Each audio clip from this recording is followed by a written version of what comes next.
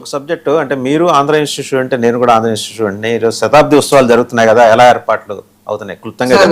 శతాబ్ది ఉత్సవాలు ఒకటి thank you. ఎందుకంటే ఆంధ్ర యూనివర్సిటీ అనగానే ఒక భావోద్వేగం, ఒక ఎమోషనల్ బాండింగ్ అందరికి. నేను Andhra university doctor BR Ambedkar law కాలేజీలో పూర్తి చేసినటువంటి విద్యార్థిని, ఆలుమ్ని.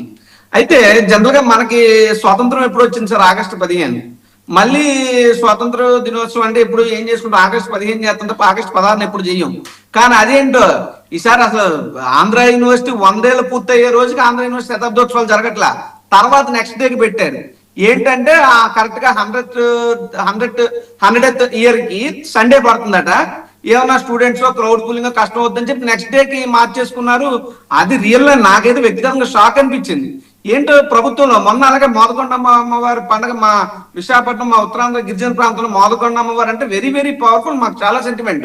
తరతరాల నుండి ఒకే తిథులు తేదీల మీద జరిగే దాన్ని కూడా వీళ్ళ రాజకీయ అవసరాల కోసం ఇంకోటి దానికోసం మార్చేశారు. అదో పక్క ఇదో పక్క. ఇక రెండో అంశం గురించి వస్తే, ఆంధ్ర యూనివర్సిటీకి సంబంధించి శతాబ్ది ఉత్సవాల కోసం రాష్ట్ర ప్రభుత్వం నుంచి ₹1 కేటాయింపు జరగలేదు సార్. ఇది వాస్తవం. ఎందుకంటే ఆంధ్ర యూనివర్సిటీ అనే దాంట్లో సెంట్రల్ ఫండ్స్ వస్తాయి, స్టేట్ ఫండ్స్ వస్తాయి, సెల్ఫ్ సస్టైనబుల్ ఫండ్స్ ఉంటాయి. అంటే ఆంధ్ర యూనివర్సిటీ ఉన్నటువంటి ల్యాండ్స్ కానీ, ఆంధ్ర యూనివర్సిటీ ల్యాండ్స్ జరిగేటువంటి ఇతర వ్యవహారాల నుంచి ఆంధ్ర యూనివర్సిటీకి వచ్చినటువంటి రెవెన్యూ ఏదైతే ఉంటుందో ఆంధ్ర యూనివర్సిటీ సొంత ఫండ్స్ లోంచి డబ్బులు తీస్తున్నారు తప్పితే ₹1 రాష్ట్ర ప్రభుత్వం నుంచి రాలేదు. అది చాలా ఆశ్చర్యం కలిగించింది. మరొక అంశం ఏంటంటే, గత 3 నెలలుగా నెలకి ₹30 కోట్ల చొప్పున ఆంధ్ర యూనివర్సిటీ జీతాలు కూడా రాష్ట్ర ప్రభుత్వం నుంచి రావట్లా. ఓన్లీ ఏదైతే ఓన్ ఫండ్స్ ఉన్నాయో ఆ ఓన్ ఫండ్స్ నుంచే ఖర్చు పెట్టుకోవాల్సిన పరిస్థితి. జనరల్ గా ఒక నెల రాకపోతే ఆ నెల నెక్స్ట్ నెల వేసే పరిస్థితులు ఉంటాయి ప్రభుత్వం. కానీ ఎందుకన్నా గత 3 నెలల నుంచి కూడా జరగనటువంటి పరిస్థితులు. ఇకపోతే గత ప్రభుత్వం అంటే జగన్మోహన్ రెడ్డి గారి హయాంలో విశాఖపట్నంలో ఇప్పుడు తెలంగాణలో ఎలాగైతే టీ హబ్ అని పెట్టారో అలాగే ఆ హబ్ అని చెప్పేసి, అంటే let it be Andhra hub అనుకోవచ్చు, ఆంధ్ర యూనివర్సిటీ హబ్ అనుకోవచ్చు, ఆ హబ్ అని చెప్పి ఒక సిఇఓని ఏర్పాటు చేసి 136 స్టార్టప్స్ ఆంధ్ర యూనివర్సిటీ వేదికగా మొదలైనవి జగన్మోహన్ రెడ్డి గారి ప్రభుత్వ హయాంలో. కానీ ఇప్పుడు ఏమైంది, ఆ సిఇఓ గారు కూడా ఆంధ్ర యూనివర్సిటీ ఖాళీ చేసి టాటా ట్రస్ట్ వైపు వెళ్ళిపోయారు. ఆ హబ్ కూడా మూతపడిపోయేట పరిస్థితులు వచ్చినాయి. విశాఖపట్నం వేదికగా ఫుడ్ ప్రాసెసింగ్ సొసైటీ సెక్రటరీ దగ్గర నుంచి జగన్మోహన్ రెడ్డి గారు వైజాగ్ కి, తిరుపతికి ₹15 కోట్ల అలొకేట్ చేశారు. ఫుడ్ టెస్టింగ్ టెక్నాలజీ ఎక్విప్మెంట్ ఇక్కడ డెవలప్ చేయాలి, ఫుడ్ హబ్ గా తయారు చేయాలని. ₹5 కోట్ల ఎక్విప్మెంట్ వచ్చింది. మా ప్రభుత్వం కరెక్ట్గా దిగిపోయేటప్పుడు ఎలక్షన్ కూడా ఓపెనింగ్ చేయలే.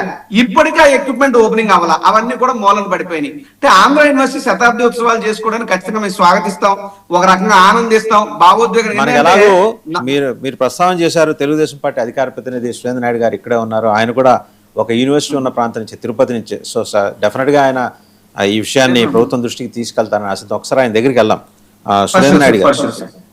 సురేంద్ర నాయుడు గారు, సో ఆంధ్ర యూనివర్సిటీ 100 ఏళ్ల పుట్టినరోజు ఈరోజు, చంద్రబాబు నాయుడు గారి 76వ పుట్టినరోజు, ఆంధ్ర యూనివర్సిటీ 100 ఏళ్ల పుట్టినరోజు. నేచురల్ కోరుకుంటారు ఆ ప్రాంతంలో వాళ్ళు, అలాగే అక్కడ చదువుకున్న రాజీవ్ గాంధీ అయితే నేను నేటివ్ కాపీని అక్కడ చదువుకున్నా. దుర్గా శ్రీరామ్ గారు కూడా Andhra university student, I believe. నేను కూడా, మీరు కూడా ఇంజనీర్. సో మా అందరి విజ్ఞప్తి మీ ద్వారా వెళ్ళాలి.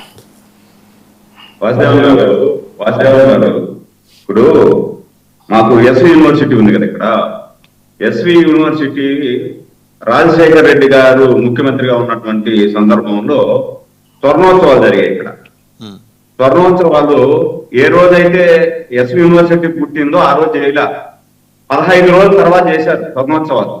నాకు బాగా గుర్తు. నేను ఆ రోజు అరుణ్ కుమార్ అనుచరుడిగా ఉన్నా. రాజశేఖర రెడ్డి ఫస్ట్ ముఖ్యమంత్రి అయినప్పుడు నేను అరుణ్ కుమార్ గారి అనుచరుడిగా ఉన్నా. ఆ రోజు 15 రోజుల తర్వాత క్రౌడ్ ఫుల్ చేసి స్వర్ణోత్సవాలు జరుపుతామని చెప్పి 15 రోజుల తర్వాత చేశారు. అంటే స్వతంత్ర దినోత్సవం ఏ రోజు జరుగుతుందో ఆ రోజు చేసి మరుసటి రోజు చేసేదానికి ఎస్వి యూనివర్సిటీలో లేకపోతే ఆంధ్ర యూనివర్సిటీలో పుట్టినరోజే చేసేదానికి, కొత్త రోజు చేసేదానికి చాలా డిఫరెన్స్ ఉంటుంది. దానికి దీనికి మనం పొంపం చేసుకోకూడదు, టాలీ చేసుకోకూడదు. ఇవి ఒక రకమైనవి, అవి ఒక రకమైనవి. ఒకటి. రెండోది, ఇందాక మన సోదరుడు చెప్పిన విషయాలన్నీ కూడా నోట్ చేసుకున్నా. ఖచ్చితంగా దాని ఏదైనా లోపాలు అటు ఇటు ఉంటే ఖచ్చితంగా చంద్రబాబు గారు, మా విద్యాశాఖ మంత్రి గారి దృష్టికి తీసుకెళ్లి దాన్ని సరిచేసే విధంగా ఖచ్చితంగా కృషి చేస్తాం. దీంట్లో ఎలాంటి అనుమానం లేదు. ఒకటి.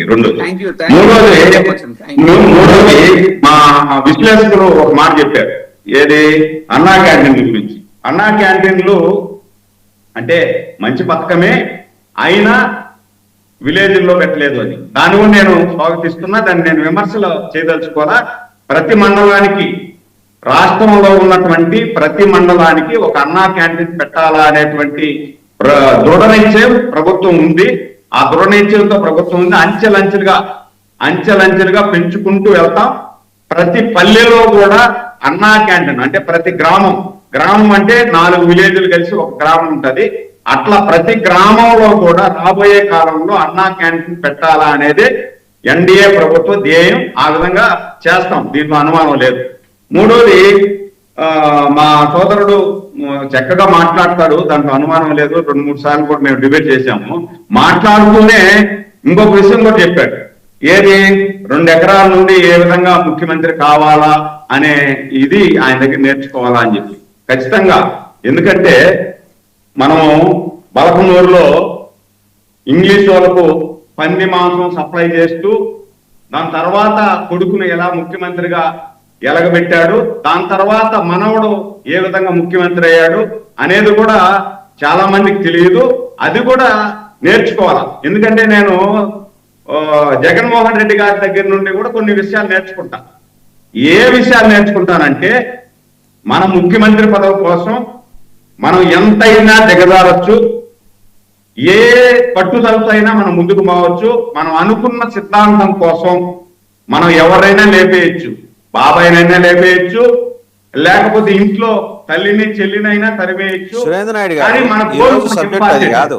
సురేంద్ర నాయుడు గారు, మనం లెట్ us talk about ఈ రోజు చంద్రబాబు గారి గురించి, వారి నుంచి నేర్చుకోవాల్సిన గురించి మాట్లాడుకుందాం. వేరే వాళ్ళ అంశాలు, వేరే వాళ్ళ పుట్టినరోజులో ప్రస్తావనలు వచ్చినప్పుడు మాట్లాడుకుందాం. ఖచ్చితంగా నేను ఇవాళ చంద్రబాబు గారి క్వాలిటీస్ గురించే మాట్లాడతాను.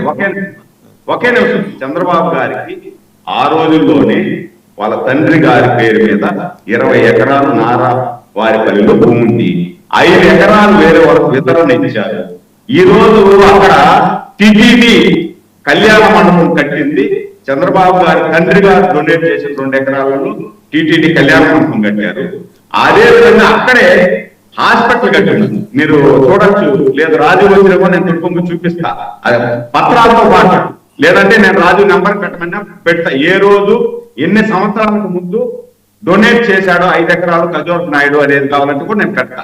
ఆ విధంగా మాట్లాడదు తప్పు కదా సార్. నేను చాలా సార్లు చెప్పా 2 ఎకరాలు కాదురని. ఆయన ఎవరో పనిమాలలో చెప్పిన దాన్ని మనం ట్రూ కాపీ చేసేసి మాట్లాడడం కరెక్ట్ కాదు. ఆ విధంగా మాట్లాడినప్పుడు నేను కూడా మాట్లాడాల్సి వస్తుంది కదా సార్. నాకు కూడా బాధ ఉంటుంది కదా మా నాయకుడిని అన్నప్పుడు. మీ నాయకుడిని అంటే మీకు ఎంత బాధ వస్తుందో మా నాయకుడిని అన్నప్పుడు కూడా మాకు బాధ ఉంటుంది కదా. కాబట్టి నేనేమంటానంటే అది పక్కన పెట్టి వచ్చినప్పుడు మీరు విమర్శించచ్చు, నేను విమర్శించచ్చు. ఎన్నికలు లేని సందర్భం బర్త్డే రోజు కూడా మీరు 2 ఎకరాలు ఈ రోజు లెఫ్ట్ విత్ 15 minutes మంచి మాటలు చంద్రబాబు గారి గురించి మాట్లాడుకుందాం. ఆనంద్ మహీంద్రా ఒక సందర్భంలో అన్నారు అన్స్టాపబుల్ మ్యాన్ చంద్రబాబు నాయుడు అని. అలాంటివి చెప్పుకుందాం. ఇన్స్పిరేషన్ ఇస్తుంది నెక్స్ట్ జనరేషన్స్ కి.